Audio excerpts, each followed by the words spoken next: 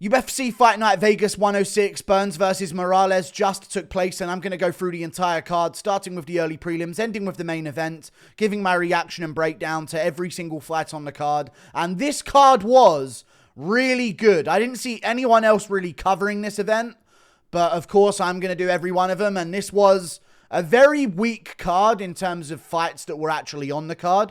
But the fights overall, I think there was like a bunch of finishes on this card. I did really good on predictions. I only got one wrong. We'll talk about Camilo's mistake in a second that fumbled a perfect card of predictions from me. But overall, the card was really good. It had a bunch of finishes. So Dana's going to feel somehow justified for how weak the overall card was. That's the most annoying thing about these is I'm like building in anticipation for a fight I actually care about because it has some stakes on the line. And it's the main event. And then the main event ends the way it did, really uneventfully. And the card's over. And I've just built all of this anticipation to get to the first ranked fight on the fight card. And that's that. It's done. You know? The co-main event was Yusuff versus Santos because Bellato pulled out against Paul Craig. Literally an hour before the fight started, we saw him walking into the arena, and then randomly he was off the card with like an hour to go from the co-main event. So, yeah, there were some really good fights on the card though. Starting with the early prelim opener of Tecia Pennington versus Luana Pinheiro. Tecia Pennington just did her thing for 3 rounds. Luana Pinheiro got some takedowns, but Tecia Pennington's very difficult to control or do anything with once you've got her down. And Tecia Pennington, I've been saying this about Tecia Pennington for a long time. She's usually just guaranteed to win. She won the first and the third round, in my opinion. Lost the second round, got controlled for a little bit there. And also got outlanded quite a bit on strikes, or just a little bit on strikes, should I say. But I gave her the win based on the first and the third round. She was chewing up the leg at range. Both girls were going for low kicks, but Pennington was just doing a bit better at them. And also landing upstairs as well. So, yeah, good job, Tecia Pennington. Always a safe bet, unless she gets robbed. But if you're including correct decisions, she's actually won a lot of her recent fights. So I think she's pretty underrated. We move on.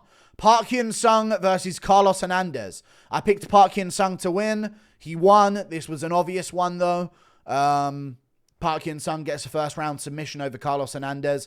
Goes out there, makes very easy work of him, does a little bit of stand-up early on, and then gets the takedown near immediately into the round, and gets the submission win. Straight into a rear naked choke. Chokes out Carlos Hernandez in the first round.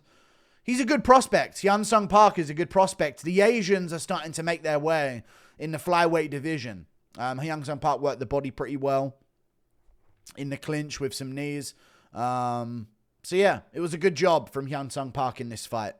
Very good job. Couple low kicks at range. Not really much happened. He just immediately got a takedown not that long into the fight and stuck Hernandez in a rear naked choke and finished him. So really good job from Hyun-Sung Park. There's not much to discuss because of how good of a job he did. We move on. Elise Reed versus Denise Gomes. Denise Gomes with a TKO finish. This was actually a pretty nasty TKO win. I don't know who got the performance bonuses on the card, but Denise Gomes did in fact. Jared Gordon didn't get one. Fair enough, I guess. You couldn't just... That was a really nasty win, but all good. No extra money for Jared Gordon, I guess, but Denise Gomes got a big KO win against Elise Reed. Should never have been in the octagon with her in the first place. This was always going to be a win for Denise Gomes. The first round wasn't as dominant as I would have liked it to have been, but she did win the round. She got takedowns. Elise Reed just couldn't really do anything about it, to be honest with you. She got controlled quite a bit in the fight. Elise Reed really had nothing for Denise Gomes. She landed a couple shots, but it's just like nothing she could do could harm the man in front of her. And that's a shame. But that's how the sport of women's MMA works. So Denise Gomes wins. Puts away Elise Reed in the second round by TKO. Pretty nasty looking TKO as well. Punching her up in the pocket on the inside. Really nasty finish. Sits down Elise Reed badly. Hurts her again. And then gets the finish by TKO. So good job to Denise Gomes, I guess. We move on. Luana Santos versus Tainara Lisboa. I picked Luana Santos to win. I didn't know why, but I did mention that she had a grappling edge. And she went out there and showed the grappling edge immediately, getting the takedown in the first round. Not really doing as much with it, but then in the second round, once she got the takedown, she got an arm lock. She got a key lock, like a Kimura grip from the mount position, and just wrenched the arm off. So key lock in the first round, submission win for Luana Santos. Not really much happened in the fight. I mean, this is the problem with the card, right? Is that there was a bunch of finishes, but there's not much to discuss because it was just an immediate... I just farted, by the way. But it was just an immediate finish with, like, no resistance a lot of the time, you know, where round one, she gets down, Tainara Lisboa, controls her for the entirety of the round, doing some mini, like, fake punches to keep the round going. And then round two, she gets the takedown again into mount and gets a key lock submission. So, good job to Luana Santos. She's got pretty decent ass as well, pretty hot. The dog stuff's weird, but, you know, she's hot. Good job, good win from Luana Santos. We move on. Yadier del Valle versus Conor Matheus. I said that Yadier del Valle would get a finish in the first round of this fight.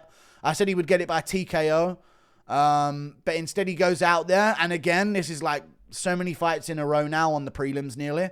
Goes out there, immediately gets a takedown in the fight, and gets the submission. Straight to dominant position, gets to the back, gets the rear naked choke against the cage, flattens out Conor Matheus. The controller is the name of him. And yeah, Conor Matheus gets submitted in the first round by rear naked choke by Yadier del Valle. The Cuban problem. I don't know if he's a proper legit prospect, but hey, maybe if he improves, he could be. He looked very good against Conor Matheus, and Matheus pretty much did nothing but land like a couple of low kicks at range to start the fight. And Yadier del Valle dominated him and submitted him in the first round. So good job to Yadier del Valle. Landed a couple shots early in the fight and then landed his own low kicks, you know, and then worked to get the takedown and subbed him. We move on. Jared Gordon versus Thiago Moises. I told you guys about Jared Gordon. People forget, man. Look what he did to Pimlet. He's very, very good, Jared Gordon. He's deceptively good because he doesn't look like he should be good at fighting. Let's just call it what it is. Jared Gordon is not intimidating looking. He really isn't. He just looks a bit basic. There's no real, like, physique. You know what I mean? There's no physique on him where you're like, damn, this guy's in shape, or damn, this guy's rangy, or damn, this guy's a fucking unit. He's an absolute machine in this weight class. Like, it's just Jared Gordon, you know? But Jared Gordon is very good, and he's been robbed in a few fights in his career, especially the Nasrat Akprast one. I thought he won that fight very clearly, and now he's just slept Thiago Moises in round one of their fight. So Thiago Moises was looking okay at range. He looked comfortable out there. He looked pretty dialed in the first round of this fight. But Jared Gordon just stayed on him, got a takedown immediately in the fight, actually, now I remember it. Caught the kick of Thiago Moises and immediately got a takedown on him. Like, first thing in the fight, he gets a takedown by catching a kick. And we spend some time there. He sort of thwarts an attempt at an armbar from Moises. Doesn't really have it in the first place. Stays on top. Ends up losing the position. Moises back to his feet. And then Jared Gordon just puts a right hand of doom on him and just knocks him out in the first round. Put him down badly, and in the follow-up shots, put him out cold. Thiago Moises gets slept in the first round. Really nasty work from Jared Gordon.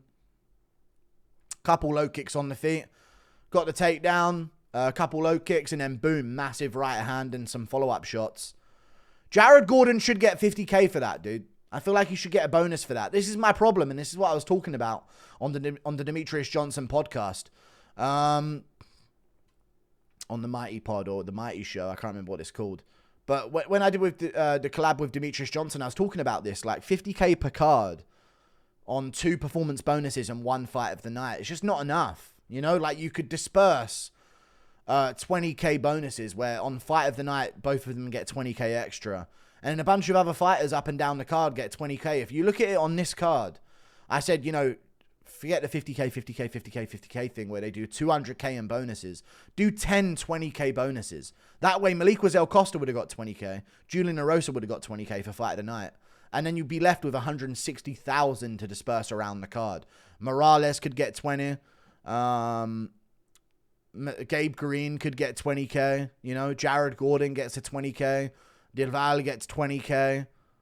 You know, and you've still got another, what? I don't know how much I just gave out there, but you've still got another 2 more bonuses to give. So, one to Denise Gomes and then decide amongst the rest who should get them. You could give 2 more out and it wouldn't make too much of a difference. So, yeah. But either way, Jared Gordon with a nasty KO win.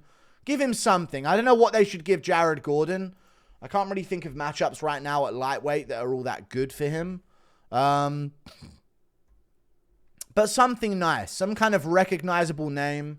Maybe you could run back the Bobby Green fight if Bobby Green's still in the UFC. I think he is, but I saw so many memes about him being removed from the roster. I don't want to jinx it. I don't know what's next for Jared Gordon, but something good at least, right? Something good. Some kind of name value opponent.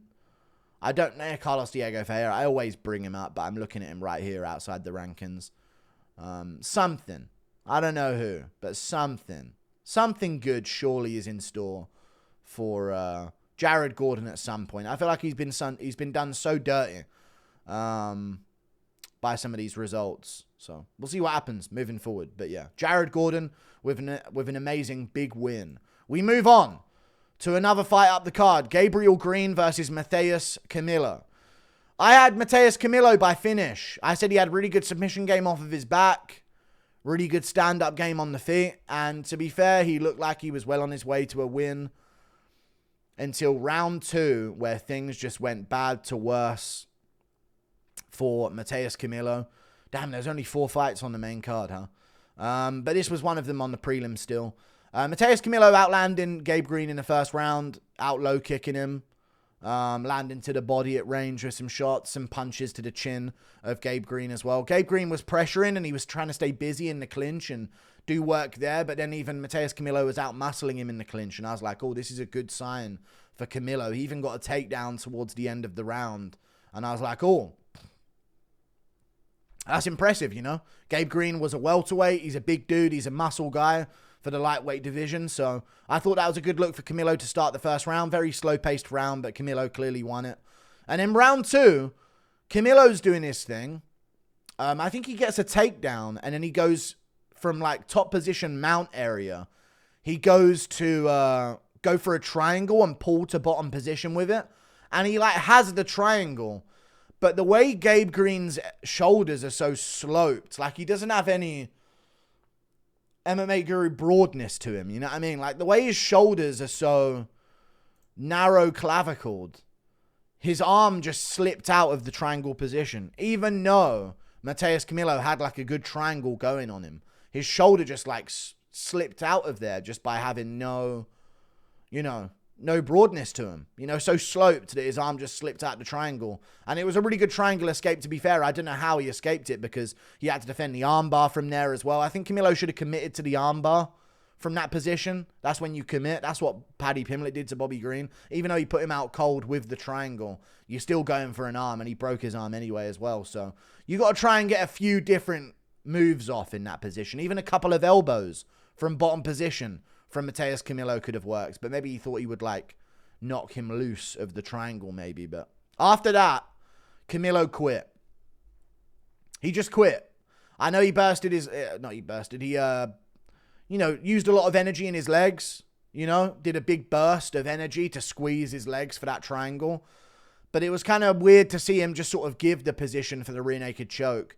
Getting his back taken's one thing. You know, he could have tried to survive that round, punched from behind him, and maybe got the round. But the way he turned into that rear naked choke and then lifted his chin up and tapped immediately, it just seemed like he just folded at the first sign of adversity there.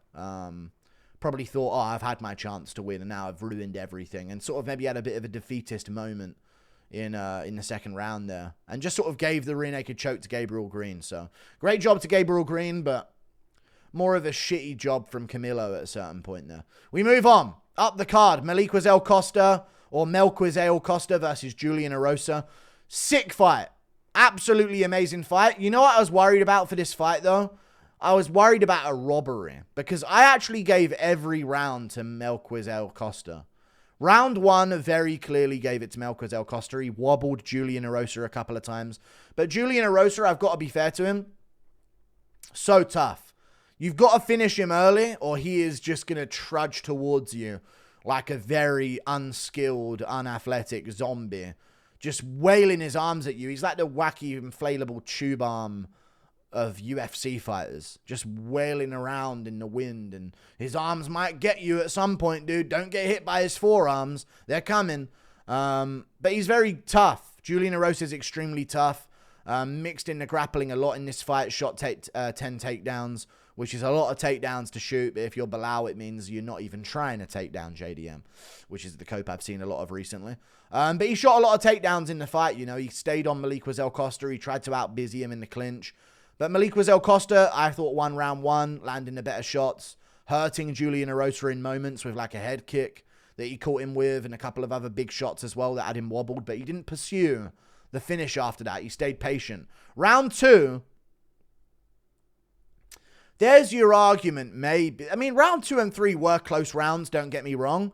And it was a really fun fight, but my thing is about this fight, even though Julian Erosa did get some takedowns as the fight went on, so did Melquizael Costa. He got some takedowns as well.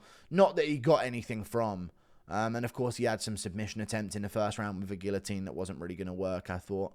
But round 2 and 3, it just felt like Melquizael Costa was never in real trouble. You could see it that way with commentary a certain way, and I didn't really listen to the commentary, but I bet you they were cheering on Julian Erosa like, oh, look out. But it was sort of like a Bilal JDM type of thing, where maybe not so bad. I'm not saying Bilal was that bad as Julian Erosa looked, but Julian Erosa was swinging a lot of shots, and Costa's tagging him on the inside with like clean hooks. And I imagine people were going crazy that Julian Erosa is like breaking him, you know? It kind of felt like that could be the narrative, but I didn't see that from Costa. I saw him stay composed. And at the end of the third round, he did look quite tired, but he still got back up from all the bad positions he was put in. Didn't really take too much damage in terms of ground and pound, nor any damage. The main thing that happened to him was like knees in the clinch from Julian Erosa, and then occasionally he'd get hit with like Julian Erosa's forearm. You know? Other than that, he was just stinging Erosa with body kicks and teeps and stomps to the leg and low kicks of his own and big punches as well. He stopped letting go of his left hand at certain points, but picked it back up with hooks on the counter. So I really like this from Melquizael Costa, and I think he's a very good prospect. He's been putting together a lot of wins recently, and I'm glad he got a fight of the night bonus here. It's his first bonus in the UFC, and I feel like he's always been in pretty fun fights. So yeah, he's on a 4-fight win streak right now at featherweight. Give him something interesting, I guess. Something big. Because that's a pretty big win. He just beat Christian Rodriguez, Julian Erosa, Nurulton Beke, and Andre Fili back to back to back to back. But couldn't beat Steve Garcia, dude. That's the real marauder of the featherweight division. We'll see about him soon. But great win from, Melquizael Costa. And shout out to Julian Erosa for constantly giving fun fights non-stop every single fight of his career. It doesn't go unnoticed. We move on to another fight up the card. Dustin Soltzfus versus Nurulton Ruziboev. I went with Nurulton Ruziboev. I could see him winning the third round as well upon rethinking the fight. During the fight, not a lot happened, so I just sort of was like, well, he's been on bottom position for a long time here in the third, so I kind of leaned more towards Soltzfus in the third round, watching it live, but, I mean, it was no doubt a Ruziboev victory. You know what? Soltzfus could win the third round. I stand by that. He even outlanded Ruziboev on significant strikes in the third round, so I think he could win that round. He got a good takedown in the third. And Ruziboev does seem like he slows down a lot in these weight classes, especially in the third round. He seems like he just sort of loses a lot of his sting and a lot of his, like, energy and his muscle. Like, sometimes you'll throw a wheel kick out of nowhere that's just perfect and fast and powerful and strong. But then when you catch him in the clinch, he gets a bit lazy and he starts stumbling over himself, and low kicks are affecting him a little bit more. So yeah, Soltzfus was just chewing up the legs at range and then trying to get takedowns. And Ruziboev was stinging him on the feet in rounds 1 and 2. So yeah, I had this pretty clear to Ruziboev. Soltzfus had submission attempts. Oh, yeah, and in round 1, I actually thought Ruziboev was going to tap. I don't know if anyone else noticed that as well. But I was watching him on the... when he was in the guillotine in round 1, and he didn't look like he was in any danger. And I knew that, and I said that. Like, this doesn't look like it's that good. This doesn't look like it's in. It could be. And then all of a sudden, I see his hand, like, fish out from the mess that's going on where he's trying to fight the hands. And it, like, gestures to, like, a palm open away from the body of Soltzfus. And I'm like, oh, my God, is he going to tap? So I thought he was going to tap at one point, but no. He did more damage. He landed better shots. He busted Soltzfus' nose open in round 2. He cut open Soltzfus in round 1. Had him leaking everywhere. So he just did more damage throughout the fight. So a win for Nurulton Ruziboev. I could have seen the third round to Soltzfus, though. I could have definitely seen the third round to Soltzfus. As a matter of fact, when I heard 30-27, I thought, oh my God, they've given it to Soltzfus. Because, I don't know. Ruziboev did all right towards the end and landed some shots at the end. But I thought Soltzfus had a pretty good round up until about 30 seconds to go. So, there you go. Nurulton Ruziboev wins. Moving on to the co-main event of the fight night in 2025. Mairon Santos versus Sodiq Yusuff.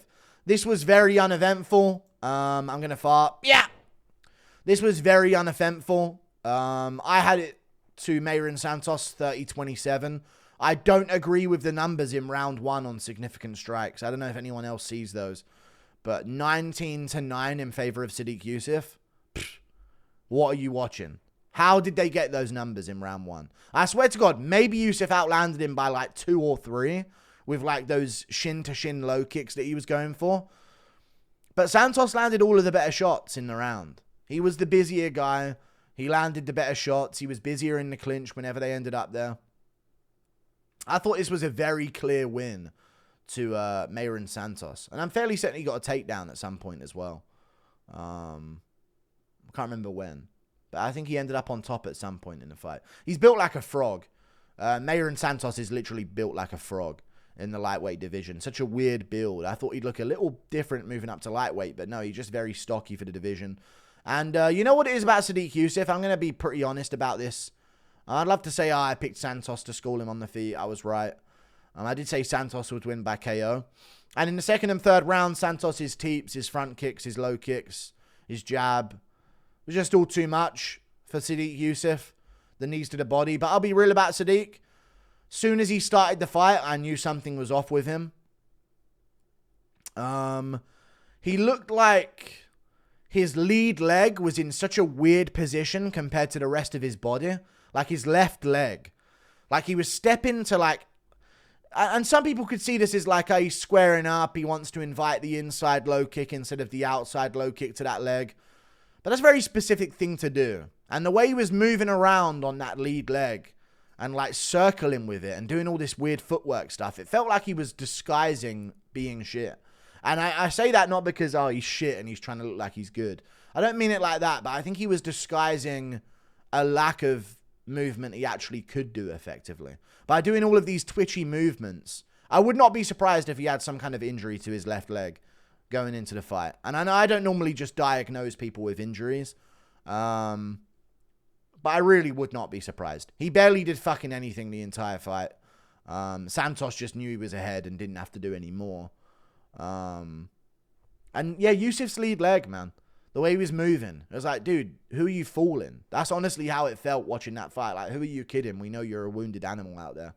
He was like moving weirdly on the lead leg, stepping side to side, doing this weird footwork thing, just to throw nothing. So I don't know what was going on with him. Maybe he is just that shit, but I remember a time when Sodiq Yusuff was all right, you know. He was never that good, but he was a decent UFC fighter.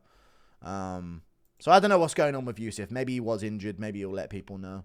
I don't know, but I noticed something with his leg in the first round. Before Santos had even started kicking it. I'm not doing a Joe Rogan where one calf kick lands and now his leg's toast. But Mairon Santos wins. I picked him to win. He got the job done. Pretty straightforward. Built like a frog at lightweight, though. Let's move back down to featherweight. We move on. Up the card, Michael Morales versus Gilbert Burns. I went with Michael Morales by TKO. I did not expect it to be like this. to be honest, it's kind of ruined the card for me. As sad as that sounds, this wasn't how good Michael Morales was. That needs to be mentioned, right? This was not a situation of just how good is Michael Morales. It actually wasn't at all. I think Gilbert Burns is just done. He didn't even get wobbled properly. Like, he didn't get dropped. He has 2 knockdowns from Michael Morales against Gilbert Burns in this fight on the stats. They weren't knockdowns. They were Burns covering up and just going to his knees in front of Morales. Who, like, I know Morales has some sting and he's an athletic big guy for the division, but man, against Brady throwing his Ronda Rousey punches, and this is why I chose Morales to win, but I thought Morales would, you know, take some big shots and Burns would grit down and throw and maybe get a good takedown at one point that Morales would have to stuff, and he did in the first round. Burns did get a takedown on Morales that Morales got back up from. But yeah, I thought this would happen in round 3 and 4. Where Burns has given it a bit of fight and then he just, he can't take it anymore. And Morales starts tuning him up against the cage. And it's like a late finish for Morales. But yeah, Burns just quit, man. And it's sad to say. I don't know what's going to go on with Burns. I don't know if he retired. He might have done. But I'm not sure. I don't think he wants to retire on that note. So he might stick around for another one. A bit of a better matchup for him. And get a win and retire off of that. But man, this wasn't even how is Burns taking those shots. Like, wow, that massive punch from Morales really put Burns down. It was none of those moments. A couple of decent punches from Morales landed early. They didn't really affect Burns, but you could see that they snapped his head back a bit. And then later on in the round, after Burns failed the takedown, I swear to God, I'm not even underselling this. Morales landed like barely around the guard of Burns. Like on the top of his head. With like a partial land of a right hand. And Burns didn't wobble. Like his legs didn't go. He didn't stumble around all over the place. He just kept his guard up, didn't move, and just let Morales beat him down to the canvas without throwing anything back or even going for a takedown. And literally just covered up against the cage and hunched over and went to nothing. To nothing. Like, we got to throw back in those positions. I remember a Burns who had been dropped by Chimaev, blood all over him, gritting down and swinging back in those positions against Chimaev. So, as much as we could say, wow, Morales looked good, look what he did to Burns, who, you know, was up on the scorecards against JDM, was, you know, doing good against Chimaev, arguably won against Chimaev. Although we could play that game, you know, Brady couldn't finish him. We could play that game. But I think we have to be real about this. Burns fucking covered up and gave in against Morales. He tasted a second of adversity, and I don't know what changed in his fighter mindset. I don't know if this is something all fighters go through.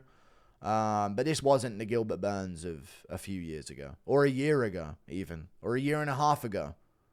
You know, when he was actually in there and aggressive and wanting to hurt his opponent. He just seemed like he was waiting for a time to call it into a TKO loss. Even when he got back up from the first one, where he wasn't wobbled or anything, and he got the single leg of Morales and got back up, he just went back to standing against the cage with his guard up and just let himself get beaten down again.